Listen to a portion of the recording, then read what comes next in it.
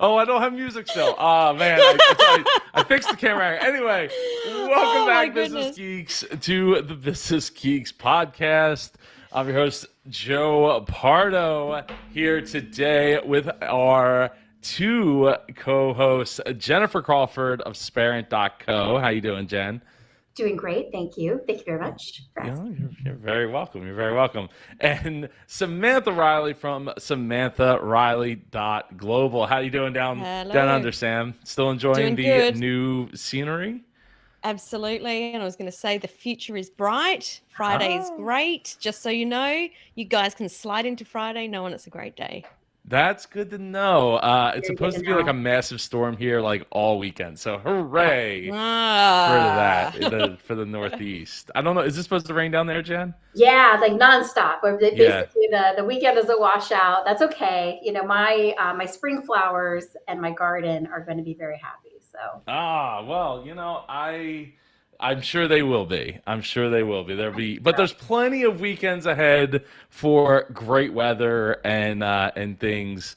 With spring and summer, just it's going to turn to summer. It's going to happen. It's going to I be think like, so. oh, all of a sudden it'll just be like 90 degrees every day. Yeah, I'll be sweating.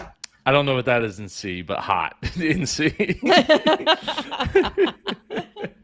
Well, wherever you're watching from right now, drop in the chat. We'd love to hear where you're all. There's quite a few of you watching live here, and if you're listening to the recording, shout out to your concierge, your podcast. Excuse me, yourpodcastconcierge.com for enabling us to be able to make that happen. So before we get into it, we have a handful of topics. We're here to answer your business questions, what you have going on, how we can help, guide your decision making process. So I last 2 weeks ago, I had a different camera angle and it wasn't quite working out. I've redone my whole desk, my whole setup here in the office. So and I did it. My daughter was here for take your kid to work day, so I was able to get some awesome artwork for the Beautiful, office. beautiful. It's Yes, looking good too. It's looking Yeah, good. so she cool. was she was actually super helpful. We were doing some. What's up, Drew? Good to see you here in the chat with us. We're doing some reorganizing of the warehouse here and getting things into a quote unquote physical location in the system. And she made all the placards for the different shelves that were, as we are going through and labeling them. So she made all the labels for the shelves. So when she started to realize that there was letters like, W1A, when she got to C, she drew cat ears, and then D drew dog ears, and I love Oh, elephant it. that's made the so E into an good. elephant. So yeah, yeah. So it was fun having her run back and forth in the warehouse to the desk instead of her standing where I was, so she could like have some time so I could get some things done in between her doing the real work, the Those are going important to be work. fond memories for her. Like when she's older, she's going to look back on those days and with Well, I very think fond fond memories memories for both. for both. Yeah, for sure. Yeah. Yes. Absolutely, absolutely. So, yeah. So I got the setup. I didn't get the music. Well, maybe next week. We'll try again in 2 weeks to get the music to pipe through. But so let's see. So what's happened? So the pricing, right? So one of the things I wanted to bring up, I put it in the spreadsheet, was a video that I watch a YouTube channel called Breaking Points.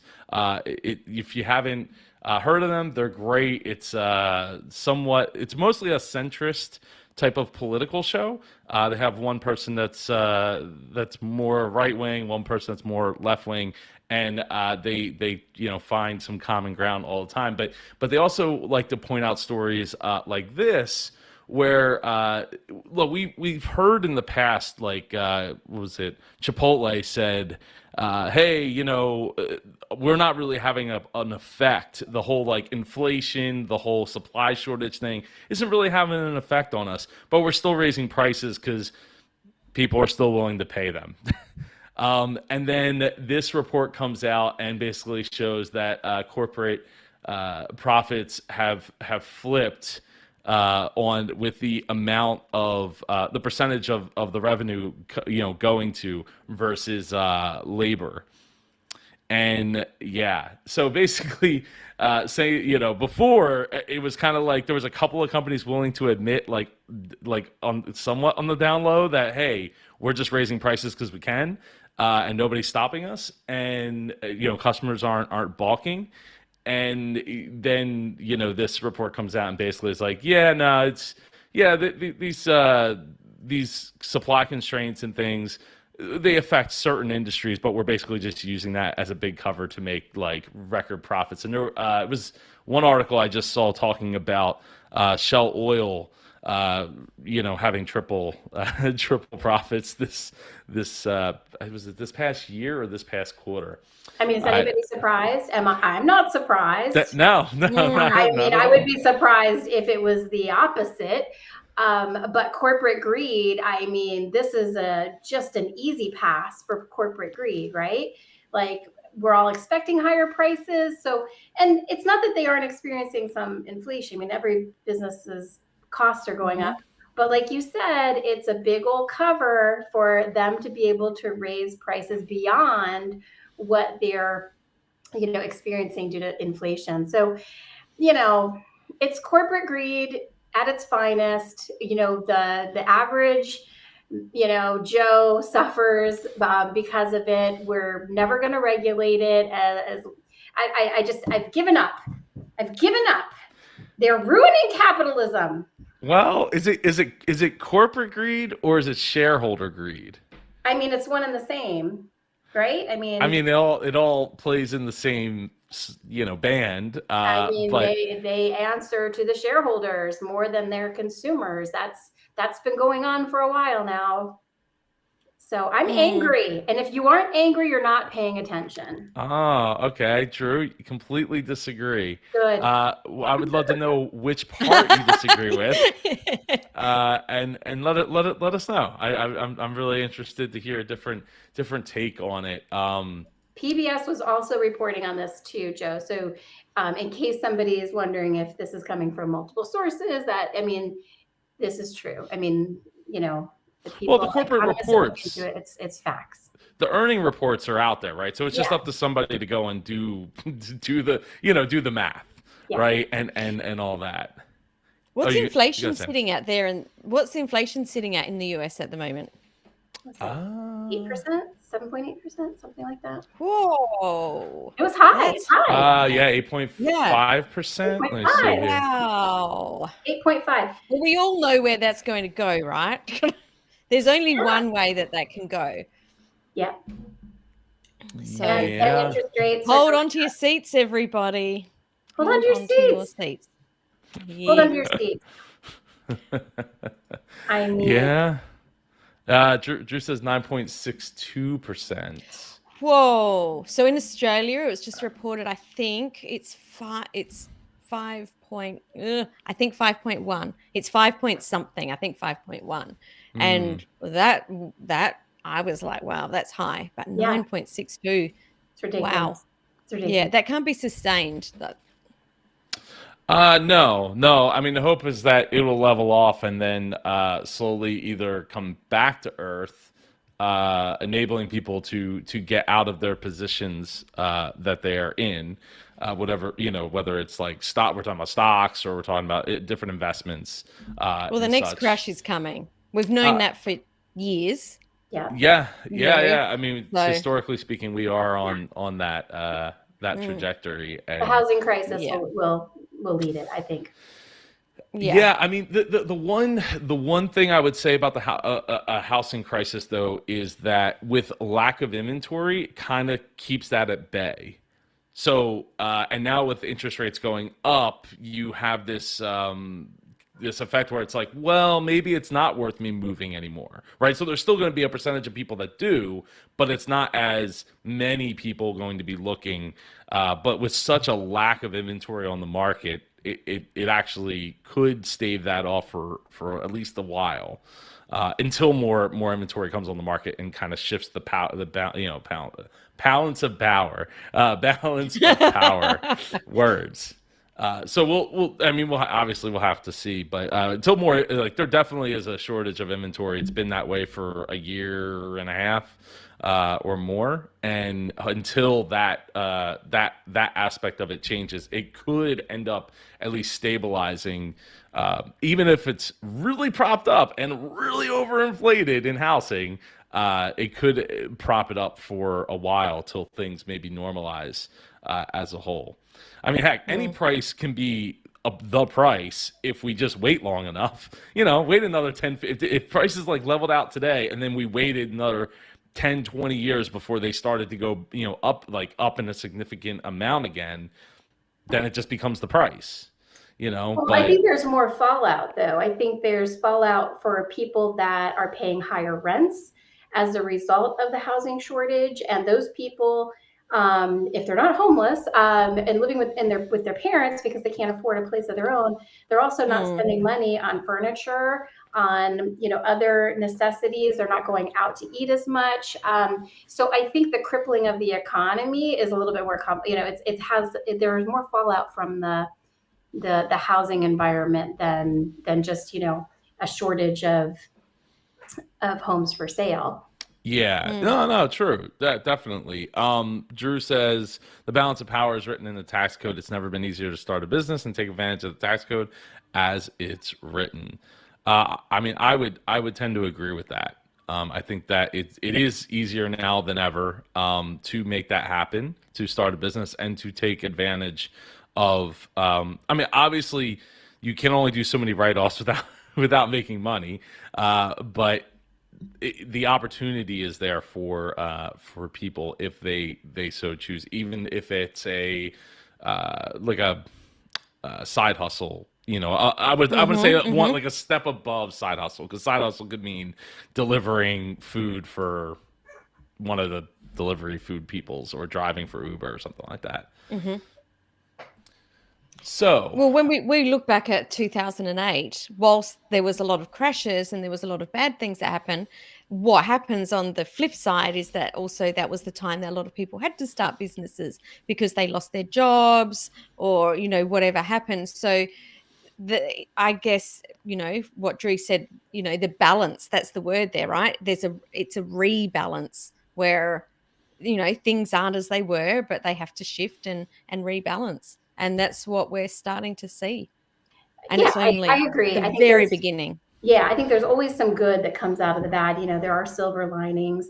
A great deal of people that have left the workforce have left to start their own businesses because of what Drew mentioned, that it is so much easier now to start a business. I do think there's a little bit of privilege in that statement, though, in terms of the tax code. If you're not a seasoned business owner, if you don't have funds to pay for an accountant to navigate that tax code, you're not really playing that same game. So I think, yes and no. It depends on who you are and where you're Mm. from. yeah, I mean, yeah, well, yeah, you definitely have to. You have to be able to have somebody to help navigate that, and Yeah. and that takes money or Exciting. a lot of time playing with like TurboTax or something like that. That's the beauty of our tax system, Sam. You have to pretty much pay somebody to know how much you need to pay. Not all the time. I mean, depending on your situation, you can get away without doing it, but it's yeah, it's definitely a rigged, Sun in the sun. somewhat rigged Complicated tax situation. code, yeah.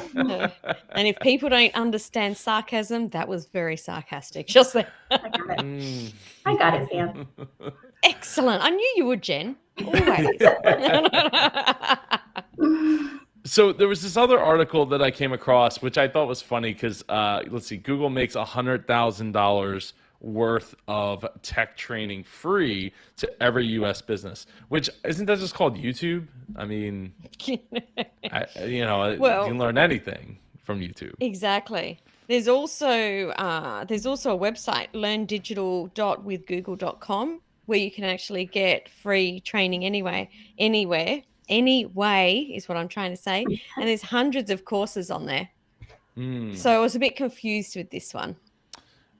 Yeah. So it says it'll provide any U.S. business over $100,000 worth of online courses in data analytics, design, and other tech skills for workers free of charge, the search company said on Monday. The I offer. think maybe it's a bit of awesome PR. I'll ding the bell for that. The Google Career Certificates, a program the company launched in 2018 to help globally boost their resumes by learning new tools at their own pace. So, Grow with Google is the site. And it looks like Google's offering access up to 500 scholarships per company. Interesting. Grow your employees and your business. Just give us all your data and we'll do it. Whatever you want. Or else you could just go to Google Digital Garage. You don't need to put in your details. There's 156 courses on there, and just learn to your heart's content. That's right. Yeah. I just, it is a piece of PR. I look, good on Google for being able to keep a program open for that long. They're known for creating and then shuttering very, very quickly sometimes, these startup programs, because they pay based they pay based on launching programs, not maintaining programs. So like, oh, you want to get that bonus? Go launch a program. And then everybody shifts to like launch that program so you get the big bonus. And then it just kind of flounders because they're not really invested in making anything with it. And they move on to the next project to launch that one because that's where they chase the money. Kind of a bad model, if you ask me, but Google has enough money to burn, so they're not particularly worried about it. Before I get to the next one, Jen, give us an update on your business buying escapades. Well, there isn't too much. We're in kind of a holding pattern. The loan is in underwriting right now. So we've spent, several days, maybe a week or so, collecting lots of paperwork, doing lots and lots of paperwork, financials, business plan, projections, all kinds of stuff. So that's all that's been satisfied what they needed from us. So we're hoping we'll hear by next week, but yay. So exciting. I'm hoping. I'm not too worried. I think we're fine. I think we've demonstrated that we're good for it and that we can handle it. And yeah. So, but it's always better when it's official, when it's not just me thinking, totally, I'm a good risk, Sure. But yeah. I guess my question is, and obviously you won't be able to answer this until after the fact, yeah. But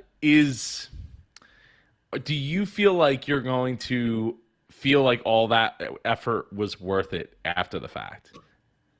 That's the question. I'll ask it now, but I'll ask it in ask it now. Couple months. All of the financials and the documents and all of it. Yeah, I would say yes, because it wasn't that difficult because we have, we use accountants, so all of our financials were all in one place. So that was just a matter of like handing them a packet that already existed. And any sort of information that we provided in the business plan really just had inspired us or got us looking more deeply into this sector that we're going into, and market analysis information and stuff that actually gave us more confidence than we had in the purchase. So it was really good research. It took the research to another level because we had to satisfy what they want to know. So yeah, I would say it was not a wasted effort. I think it'll be worthwhile in the end.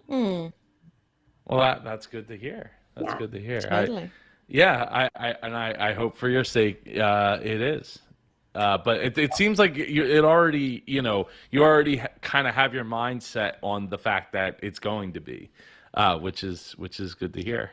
Well, I'm sure Jen, with all her business experience, hasn't just jumped into this, Joe, hoping. I'm sure she's actually looked at some numbers and And have not got just some me. strategy. Yeah. We've done our due diligence. We've had a month of due diligence. Yeah, it hasn't just been us like saying, "Oh, this sounds good."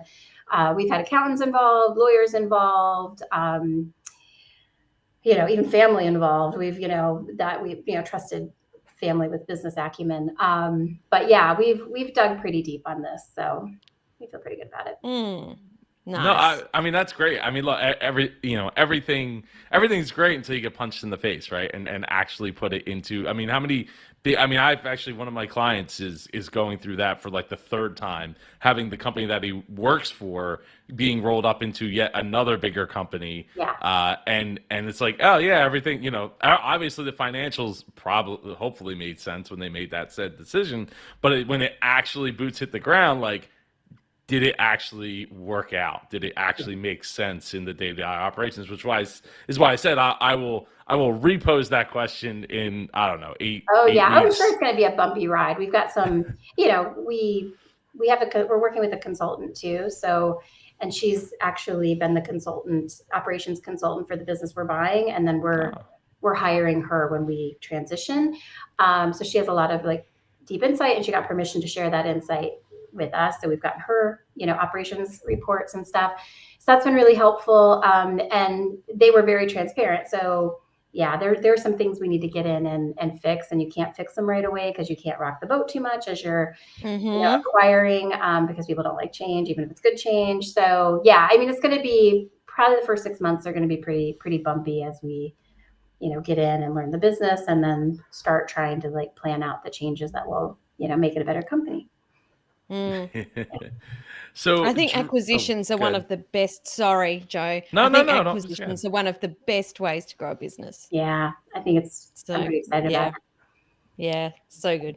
I would agree. It is among the best if you as long as you have an operationally sound company, and are willing to deal with the potential bumpy road of integrating two companies, which we will get to later actually, about the whole like buying Twitter and Elon Musk thing. But first, Drew Griffin, shout out to Drew for being in the chat, has a question. It says, I have a question. Based upon your business year at year's end, how do you plan or allocate your distribution, and what do you keep liquid for your business next year? Who would like to take a stab at this one? Well, I'm a service-based business. So this is I would have thought this is right up your alley, Joe. We do distributions, but it is based on a percentage. And I just don't I know I should know this off the top of my head, but it's all in a spreadsheet, and I just go with the spreadsheet. I think I've misunderstood this question, to be brutally honest. All of a sudden, then. Oh yeah, not distribution as in like distributing product, but as profits. In like the profits, distributing the profits at the end of the year, and how much to keep on board, for for a rainy day and stuff like that. Like, to me, I think that I guess it depends on how hardcore your budgeting is. So like the more hardcore your budgeting is, and when I say hardcore, I mean like, are you budgeting for year over year expenses, or like by decade expenses? And by that I mean, like, if you have a restaurant, you want to make sure that you're putting money away to do your refurbishment, right? Because every 5 to 6 years you should be refurbishing the restaurant, or maybe changing out the decor or changing out the theme. All takes money, right? So you don't want to wait around until the like, oh well, we need to get this done, and it's like, there's no money for that because we distributed it all, or we kept reinvesting it, and that didn't either go the way we planned, or something to that effect. So to me, I think it starts with the budget, and if you make sure that you're hitting all those targets as far as budgeting for things that isn't always on your mind, as far as, like I said, like something you do every 5 years in the business, or putting away for any machinery, any equipment, right? Do you have a budget for that? Like, so that you're depreciating assets like computers and that kind of equipment. Over time, you can say, oh, well, we have, yeah, it's depreciated, but now we have the funds because we put away for it. We didn't just wait until it was time to buy again to have that. So Drew adds developers payroll expenses versus paying taxes on revenue collected. I mean, that's a fair that is a fair question. I think at that point it really comes down to talking with your accountant, because there's a lot of like loopholes as far as like what can you sock away, what can you invest both into the business, what year you want to actually do that in, because as the tax code evolves, it's important to, and this is just based off my experiences, knowing that it's not always like things like that. It's not always a good idea to just take those deductions and like write-offs, every single year. Sometimes it's worth waiting another year because there's a projection that the tax code could change in your favor, or depending on how much profit you actually ended up with at the end of the year. That's why I think it's really important, like when you're talking about get to a certain point in your business, like to have like a good accountant that's actually knows and is following up on those changes, and knows your business well enough, the numbers well enough to know, like, is this a good idea to do it? Should we take it now? Should we wait? Should we roll those deductions for a couple of years, and that kind of stuff? Anything either of you like to add? I mean, the I good agree. accountant, I mean, we're not accountants. I mean, with us, we have a Yeah. few different accounts, like, we have payroll, we have operations, and we have a profit account where, and our pattern, we're a fairly young business, but our pattern has been, in terms of distribution, so far, we have opted out of distribution, and instead taken our profits and rolled it back into the business. And so we do that towards the end of the year. It's when we invest back into the business just to minimize our tax liability going into the new year. But, we've worked with our accountants to figure out percentage, like, how those accounts get distributed so that we're never, strapped for, we can always pay our bills basically. And we always have a little extra. So, but I think it's good that you're thinking about it, because a lot of people just pour all their money in one account and they just draw from it as needed. But you also should think, like, I don't know how your business is structured. We're an S corp, so we draw a salary as well. We pay ourselves from the business, and the S corp will, is better for you if you're doing that. So yeah, there's a lot of accountant questions. It's hard for us to answer, not being accountants. Take our advice with a grain of salt. I took 2 accounting courses. That's the closest I can get. Did you really? I did. I did not know that. On my second tour of college, I took the 2 accounting courses needed, and I did all right at it. I mean, I understand it. It would take me a few minutes to get. I've had to do it a couple of times since then, with a couple of clients and here at the shop. Just looking at the balance sheet and then remembering. I still have my books, like my all my notes and things from there in my on one of my shelves, just in case I need to go back for a refresher. But not that we don't have Google and there are $100,000 courses and YouTube. Yeah. I have a question for you guys. Do either of you use the profit first accounting method in your businesses? No. Okay. No. Yeah. I think we did a show on that. We did. Did we did. not do a show on Did we profit do first? a profit first show? We did. Jen, you and I were saying The that business we're purchasing does the profit first method. And so they've got like 6 bank accounts, because, I thought we don't have that many, but we have a few, like, just because it makes sense. But the profit first, you really granulate those dollars into different pockets. So it was interesting to see that. But it was also very easy to read their financials. Because everything was compartmentalized. Mm. Yeah, nice. So has it changed your mind?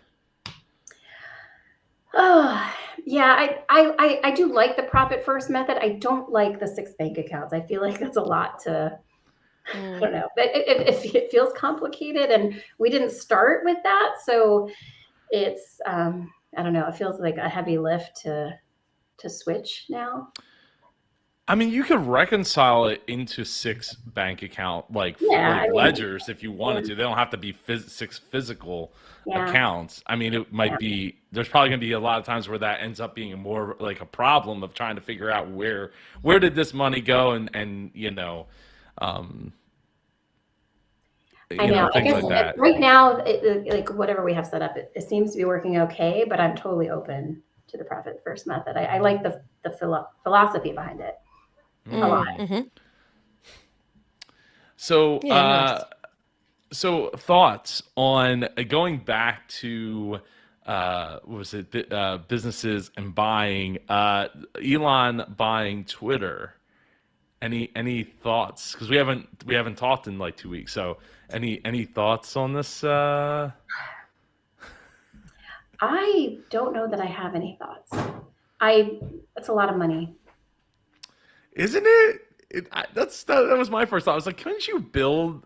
Look, I get it that it wouldn't have the same impact, but for 43, I mean, obviously Elon's not spending his money. He's actually going to get, I think he said 2,000 shareholders. I don't know what percentage he's divvying up of the 100% to those shareholders, but it just seems like to get 2,000 people on board for a couple million each seems like for him would be pretty easy, and not that hard of a task to take that money and then just go build your own social media platform.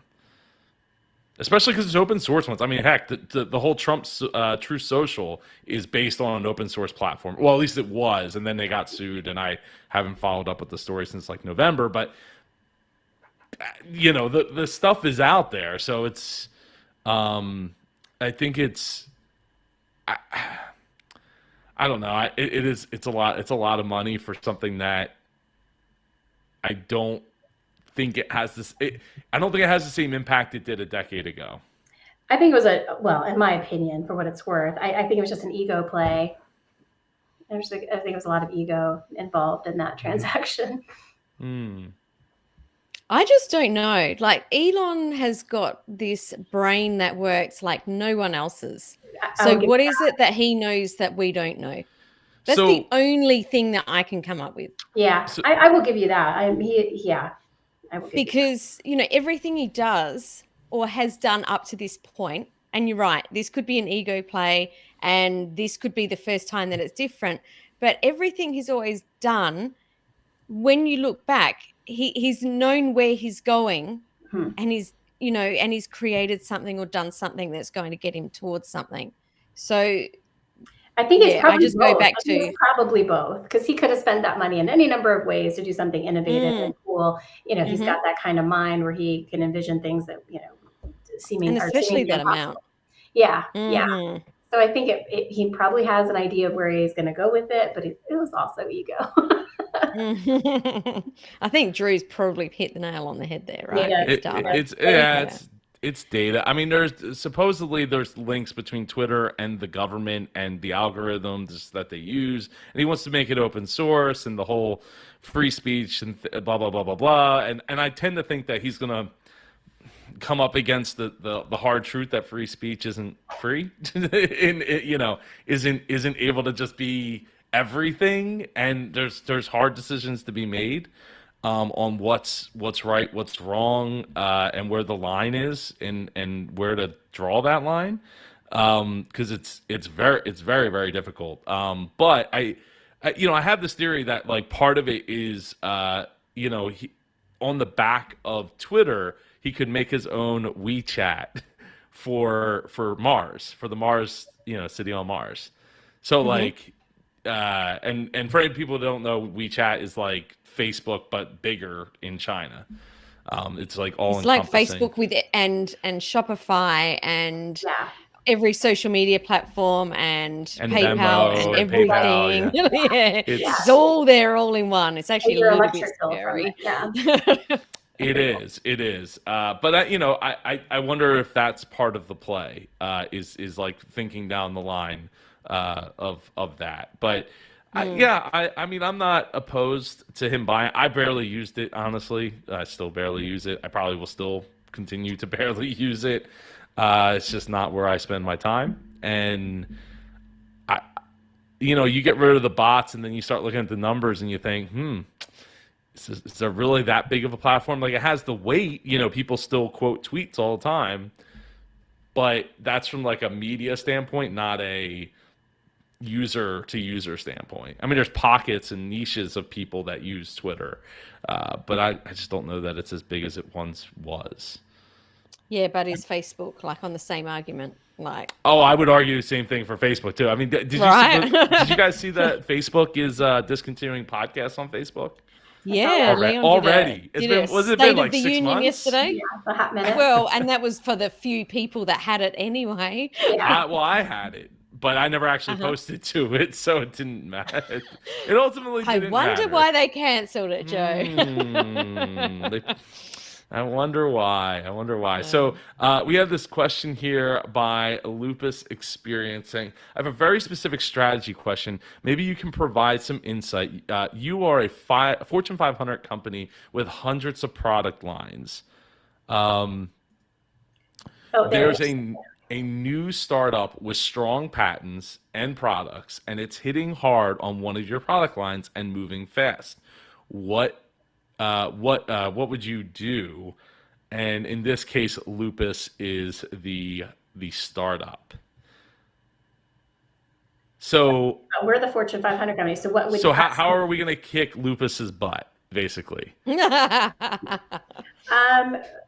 guess, I mean, there's a buyout potential. There is. It potentially could buy. Depends on how big that number is, how much it would cost to do it, and if it outweighs. Just like we were just talking about Twitter. It's like at that $43 billion, like you couldn't build one. I mean, you couldn't build one.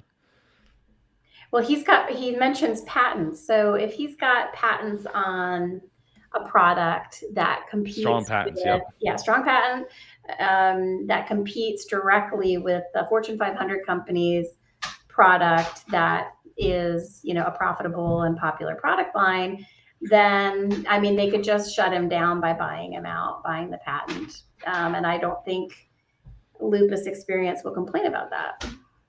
Maybe it depends on. I think it depends on what the connection to the product is, and all that. How deep is the connection to that product and that idea?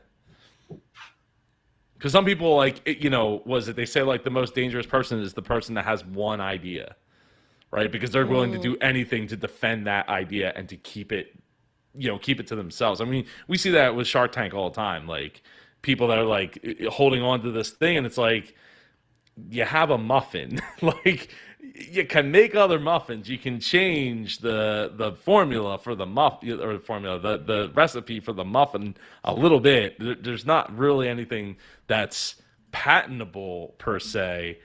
Hey Gerard, good to see you. Good to see you in the chat. We got to catch up, man. We got to catch up. My wife's been bothering me to get in touch with you. So I think it depends on how deep that patent goes, and because again, it also depends. Like, is that patent reverse engine? Like, it could be a strong patent, but like, can we work? Do we have enough money to just work around that patent? Yeah. Do we have enough money to just let him or her sue us and say we don't care? I mean, look, Amazon does it all the time.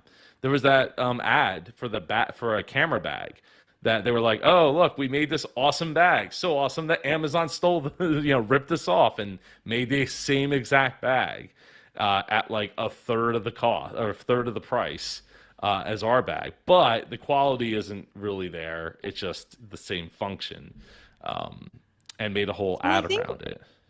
From a different perspective, and we talked about this in another episode, where One of the viewers had a cosmetics company. I don't know if you guys remember that Yeah. conversation. Yeah. And we were actually saying, like, this is a great opportunity to show what's different about you. Stay in your own lane and really use your uniqueness to grow something different instead of playing alongside and trying to battle something, you know, like that a big Fortune 500 company has. How can you own your uniqueness and really forge your own way? Excellent point. Ding ding. Yes. I think that let's see. We're in the early stage.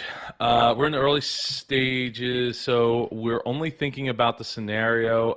But my partner is paranoid about these gigantic competitors sabotaging us somehow. But I have my doubts. Look, there's plenty of ways. You know what? If you want to talk about just sabotage, I'll just go to who's making your product.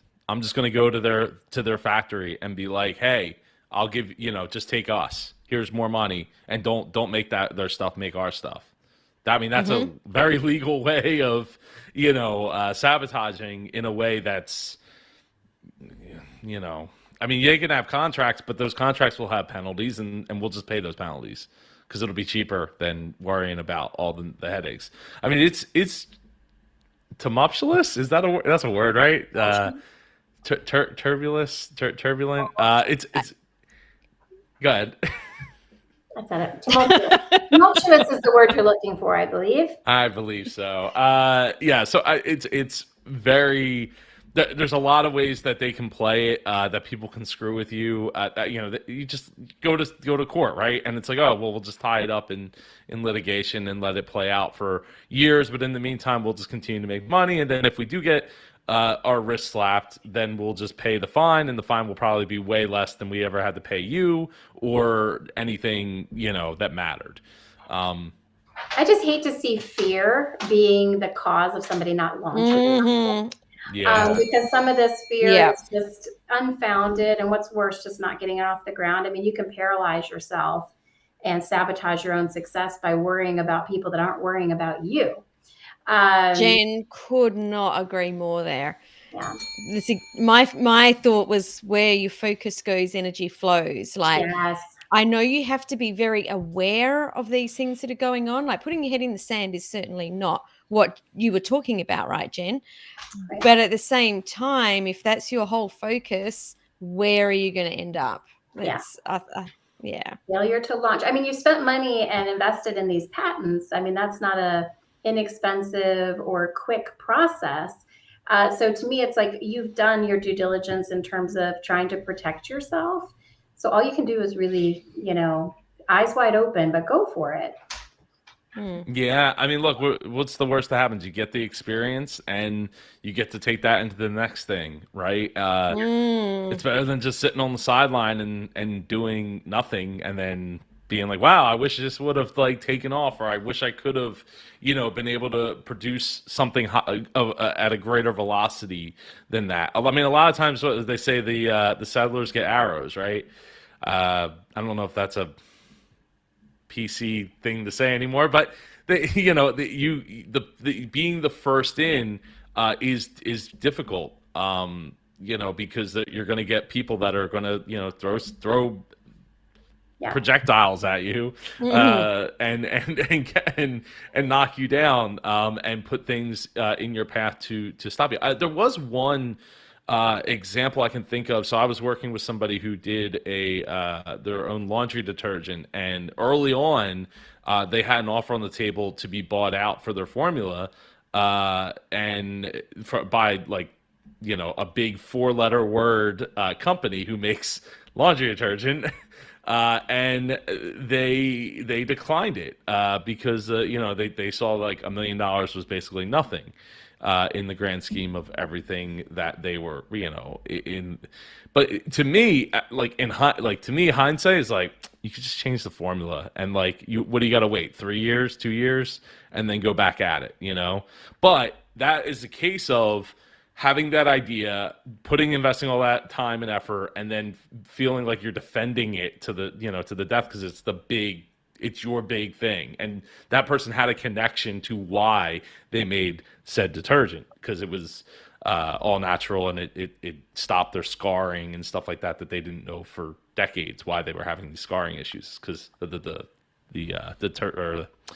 dyes and the stuff in detergent. So before we run out of time here, because I know we need to stop a little bit early, I wanted to give Jen, you an opportunity to give your one cool thing. 'Cause it's been a while since we've gotten to. Yeah, we used to have this one cool thing segment, and we haven't done it in a while. But this is a something I stumbled across called Copy.ai. And I was, because it's my nature, I was very skeptical, willing to just, I was willing to try it, but I did not have high hopes. So, but it proved me wrong. If you're like most businesses and you have to crank out, content like constantly, like there's a never ending need for your business to produce content. I was pretty surprised. It asked a few questions about like tonality and subject matter and like a headline, and then it gives you pieces of content that you can like approve, ask for more of, take out. And I was really impressed that it came up with a blog post that was almost good to go. It was like 95%. Wow. And it was also nuanced. It wasn't just, it had personality. I think I picked a bold tonality just because I wanted to see what that sort of felt like. And it picked up on some nuances I was really surprised about. And it didn't read like something that was just auto-generated by a robot. It was pretty impressive. But it doesn't just stop at blog content. It can help you generate,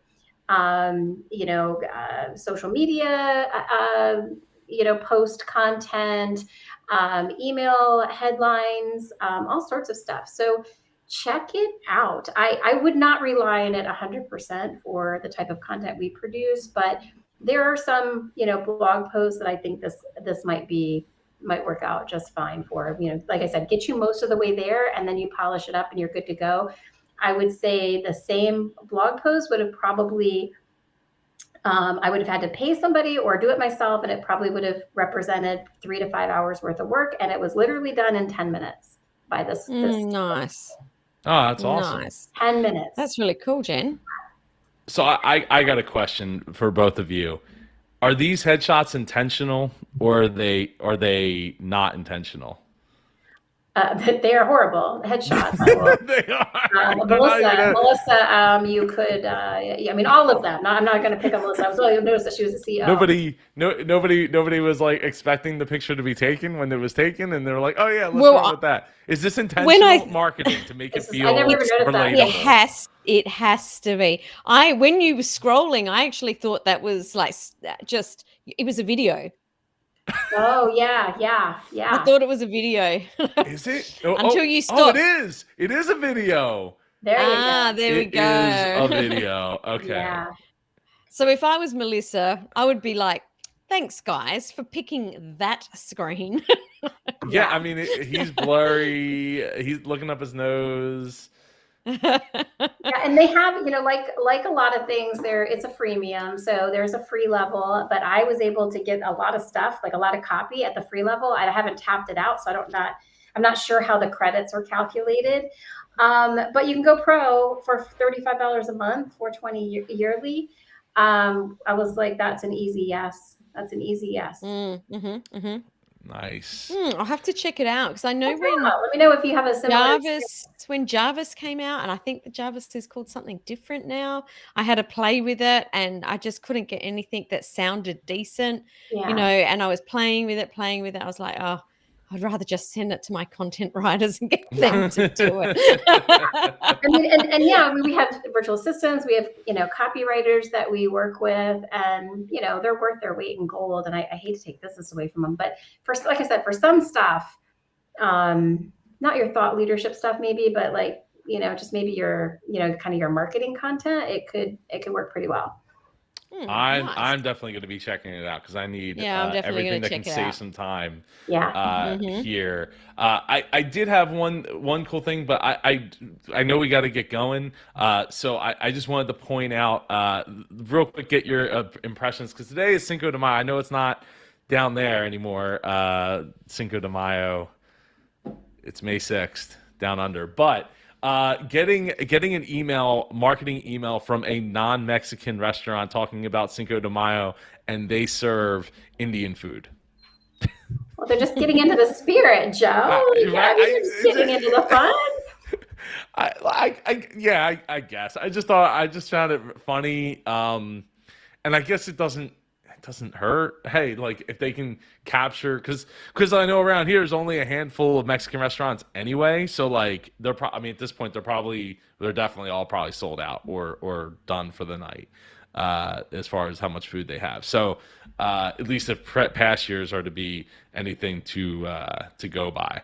But yeah, I just thought it was funny, and who knows, maybe it's an opportunity to catch somebody who's like, I don't really feel like having Mexican food tonight. We'll go with Indian food instead. And here's 10% off while you're at it. Well, and it got you talking and thinking about them. It stood out.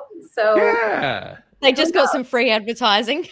yeah. Well, I didn't say who it was, but it's a place we do go. Quite somewhat. Wow, give them a regularly shout too, out, so. Joe. Like, geez. I think I've mentioned them here. Spicy Affair. I like the name. Yeah. This is a great food. But yeah, so well, that pretty much does it for us for this week. Lupus says thanks for the insight. Makes a lot of sense. Cheers from Brazil. It's awesome. This episode is brought to us all by yourpodcastconcierge.com. Go check out Leon if you want to get started with your own podcast and get your own message out there. Marketing, nothing more powerful than your voice to your potential customers' ears, in trust building and everything in between.